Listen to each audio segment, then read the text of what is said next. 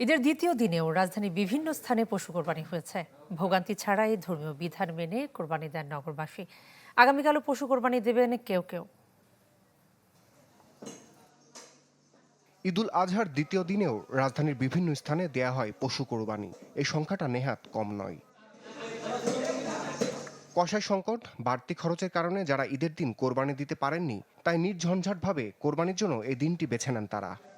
প্রথম দিন মানে কষাই পাওয়া যায় না, আর দ্বিতীয় দিন যেহেতু মনে করেন কষাই পাওয়া যায়, মানুষ একটু স্বচ্ছভাবে ভালোভাবে কোরবানিটা দিতে পারে। গরুটাকে কেটে অর্ধেক কেটে চলে যায় আরেক জায়গায় করার জন্য, আর এখানে মনে আমরা একটু রিল্যাক্সে কষাই দিয়ে কাজ করানো যাচ্ছে।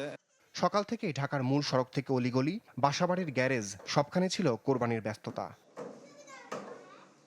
দ্বিতীয় দিন সবচেয়ে বেশি কোরবানি হয়েছে পুরান ঢাকায়। ঈদের তৃতীয় দিনেও পশু কোরবানি দেবেন পুরান ঢাকাবাসী। কষাইয়ের কারণে দ্বিতীয় দিন কুরবানিটা পুরান ঢাকা দিতে হয়, কষাইয়ের সমস্যা। গরুর সংখ্যা বেশি হয়ে যায় কোরবানি, আর কষার সংখ্যা হয়ে যায় কম, যার পরিপ্রেক্ষিতে আমাদের একটা দিন লেট হয়ে যায়। ইভেন কি আমাদের আগামীকাল 12টা বন্দি দেওয়া হবে। যদি প্রথম দিন দিতে পারি তাহলে আলহামদুলিল্লাহ, তারপরে যদি না হয় দ্বিতীয় দিন, তারপরে না হয় তৃতীয় দিন। ঈদের দিন উত্তম হলেও দ্বিতীয় ও তৃতীয় দিন সূর্যাস্ত পর্যন্ত পশু কোরবানি করা যায়। রমিস হুসাইন, চ্যানেল 24, ঢাকা। সময়ের সাথে সাথে দেখা দেয় নিত্য নতুন প্রয়োজন। রেডি থাকতে হয় প্রতি মুহূর্ত।